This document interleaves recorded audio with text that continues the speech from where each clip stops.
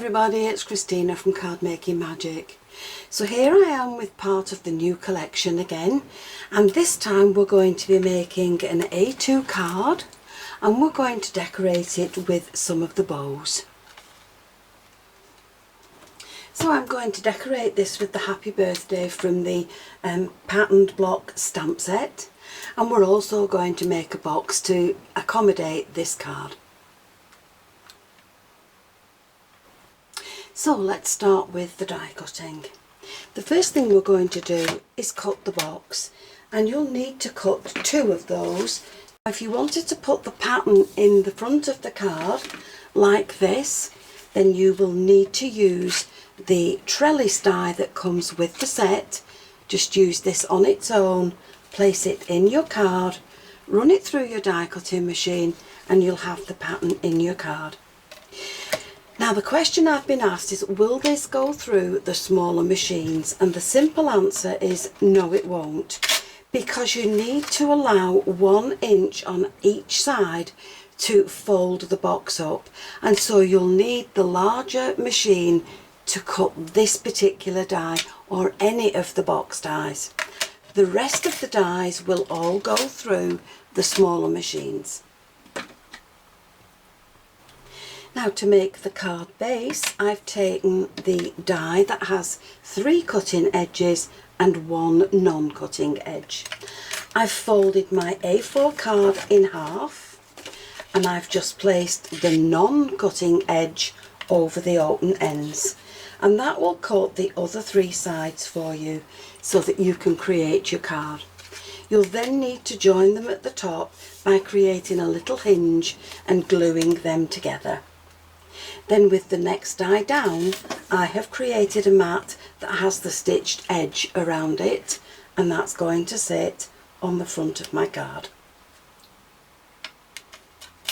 So let's take a closer look now at the bow set, and these are the dies that you will get. So underneath each of the dies is the pattern that it will cut. These are just plain little simple bows that you can colour with your pens or your pencils. And these are the patterned and the plain dies. Now you can use this one on its own, you can use this on its own, or you can layer them up and use them together. And you have 2 different styles of bow. So you have one that you can curl, and that will curl like this, and I'll show you as we go on with the video. And then you can add this to long tails, or you can add it to shorter tails, but you've certainly got a mix and match collection there to add these beautiful bows to your cards.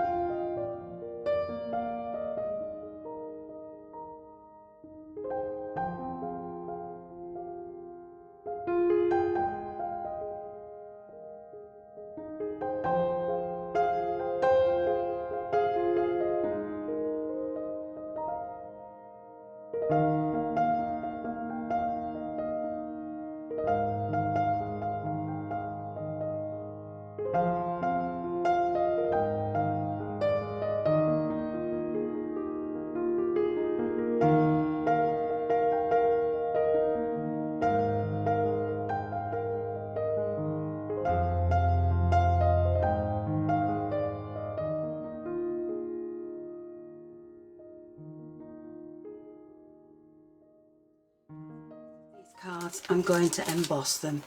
I'm going to put one of them completely in a folder and the other one I'm only going to do half of it.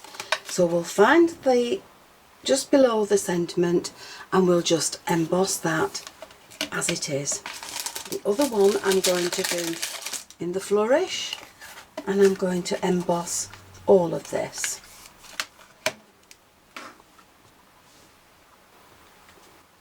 So there's my embossing done, and that's half of it done in one and completely done in the other.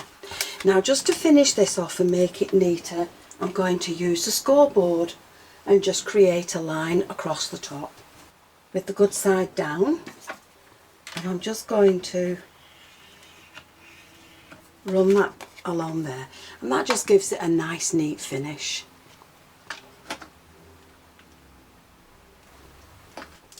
Now with these little coloured ribbons, I'm going to add these to cover the join in the double one, and I'm going to use it down this side on the full one.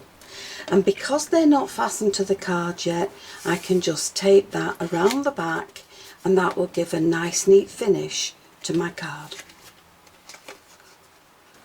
Now if you fasten these down to the foam tape that you have on the back of your card, you'll know that they're not going to fall off when you give the card. And then once you've removed the backing from your foam tape, you can add that to your A2 base card. And then once you've added those to your card, you can then decide which bows you want to put where. So I think we'll use this, this and this on that card, and we'll just add that one on that card. So I decided to add the little red bow on top of the yellowy orange one, and I've put a red pearl in the middle. For this one I've layered up the other pieces to the bow and I've dotted them with pearls as I've added them. And now let's get busy and make the boxes. So with the first box I'm going to emboss the panels, and I'm going to do them a half at a time. Now this is the piece that will be folded over and tucked inside the box, so I don't need to add that to my folder. So I'm going to emboss this first piece and then we'll come back and emboss the other piece. So now with half of it done, I'm going to move it along, and because the pattern in the folder is so busy, it's not going to show up that there's an actual join in there. So I'm going to put this right to the edge so that just part of the pattern is over there, and then when I emboss it, I'm only going to put the plate on up to there. Now once I've done that, you can't see the join in that card. And that's going to be one panel to my box, so I'm going to repeat this on the next panel. So with one box now embossed, I'm going to take the other box and I'm going to add a piece of acetate inside the fold lines just to cover that pattern. So once you have your acetate in place, you're going to fold your box up. So make sure that your acetate doesn't interfere with the folding up of the box. Now with the other piece, you're going to remove these two bottom flaps from it, and you're going to remove all that top part from the box. So that's just on one piece. Now once you've done that, you can fold all these pieces again in, and then you can add glue down this side of your box and add this piece to the side. Now make sure that that's glued well in place.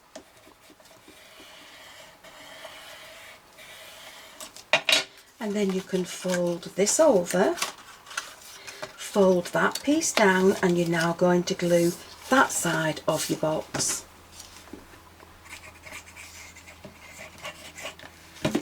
And by folding it over, it makes it easier for you to get the lines nice and straight. So there we have the box partly made. So now we can keep the front piece away from us we can fold in the 2 small side flaps and fold down the back flap, and then pop your glue along there and fold down the front piece, and that makes all the folded pieces to the back of your box, which makes the front look very neat and tidy. And then when you fold those in and the top piece in, you have a box now that will take your card nice and neatly.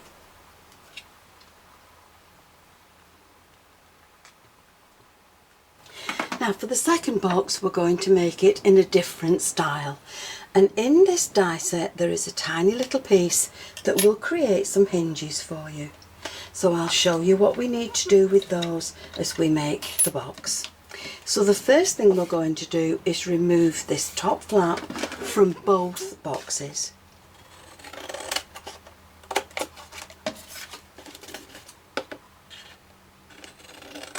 Now once both these pieces have been cut off, you can now go ahead and fold up all the sides to your box. So I've decided to colour my hinges to match the card. Now with one of these pieces, you're going to glue the little side flaps and fasten the box together.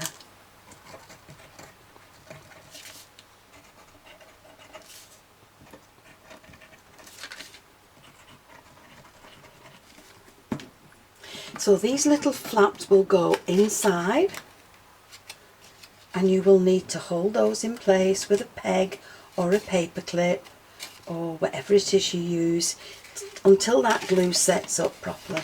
Now with the other piece, I'm taking just a circle punch and I'm just going to cut out the sides on the long pieces. And now I'm going to attach this to my box. So I'm going to place it over the top. I'm going to make sure that the little flaps are tucked inside. And then working on one side at a time, I'm going to add some glue to the flaps and glue them down.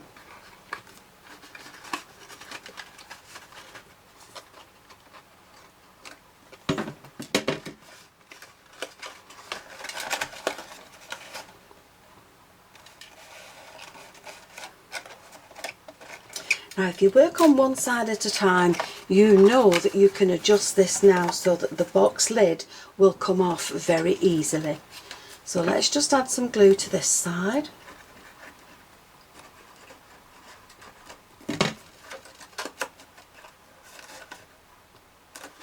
Now once that's set up, that lid will come off and on the box quite easily.